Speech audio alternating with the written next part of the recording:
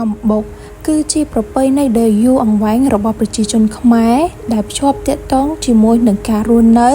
ក្នុងជីវភាពបែបស្រុកស្រែនៅពេលរដូវស្រូវទុំឬថ្ងៃបុណ្យអុំទូកប្រជាជនជាច្រើននៅតាមភូមិធ្វើការបុកអំបុកដើម្បីអបអរពេលវេលានៃភាពសម្បូរសប្បាយនៃការប្រមូលផលស្រូវរបស់ពួកគាត់មុននឹងបុកអំបុកកសិករត្រូវមានចំណេះដឹងក្នុងការជ្រើសរើសស្រូវឲ្យបានល្អិតល្អន់ពួកគាត់យកស្រូវដែលទុំក្រហមមិនរឹងពេកឬមិនទន់ពេកនេះជាចំណេះដឹងបុរាណដែលបញ្ជូនពីមួយជំនាន់ទៅមួយជំនាន់កាលណានេះអាគ្រាប់ជ្រៅហ្នឹងវារឹងដល់គល់គួរហ្នឹងបាច់រឹងអាហ្នឹងគេមុំច្រូតហើយបាច់កុំឲ្យមានទឹកដោះណាឡើងគល់ហ្នឹងជួនកាលគេខ្លះគេបង្ខំមកវាមាននៅទឹកដោះគល់គួរតិចតិចក៏គេច្រូតវាទៅបុកបានដែរកាលណាវានៅជាប់ខ្លះ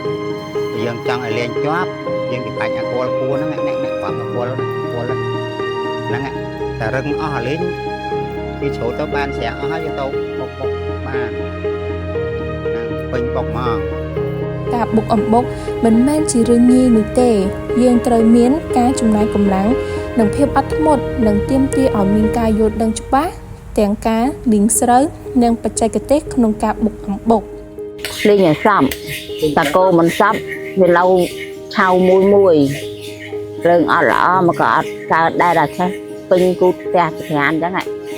បានបុកល្អចាន់អាចចាន់ស្មើជើងហ្នឹងហើយកំណត់មហេ150មហេឡើងទៅបុកអស់ចូលចាក់ទៅលីងមកតែថងពី150មហេបុកស្អាតចូលឆៅ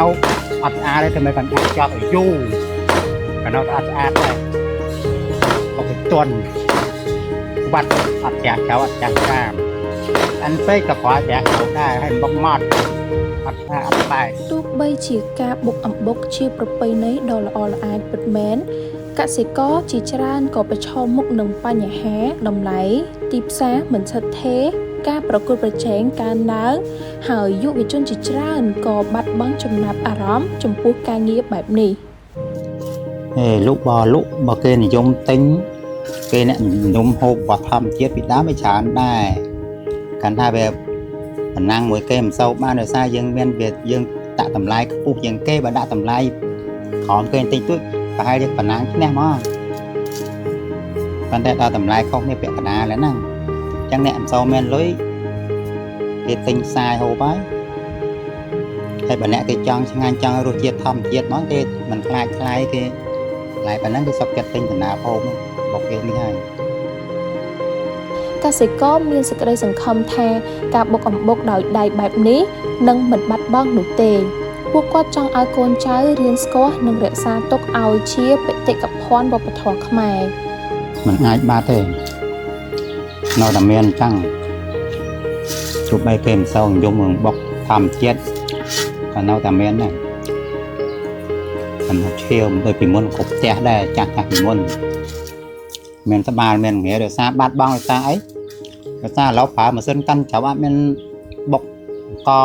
កាន់ច្រៅពីមុនត្បាល់បរានអីណាអត់ទេដោយសារឥឡូវវាបាត់បង់អាត្បាល់បុកបាល់កាន់ហ្នឹងបានតែបុកហ្នឹងម្នាក់ជាងដូចចលាយមិនសូវមានអ្នកបុកដៃហ្នឹងតែចាញ់អាបុកគេកាន់ម៉ាស៊ីនលក់ពេញផ្សារហ្នឹងខែណាក៏មានដែររបស់គេ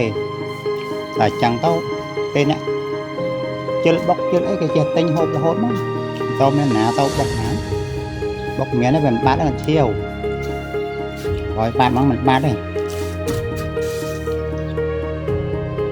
បុកអំបុកមិនមែនត្រឹមតែជាអាហារបែបប្រពៃណីនោះទេប៉ុន្តែជានិមិត្តរូបនៃសេចក្តីរួមគ្នានិងភាពរីករាយរបស់ប្រជាជនខ្មែរយើងគួររក្សាទុកដើម្បីឲ្យជំនាន់ក្រោយទៀតចេះស្គាល់និងមានមោទនភាពជាខ្មែរ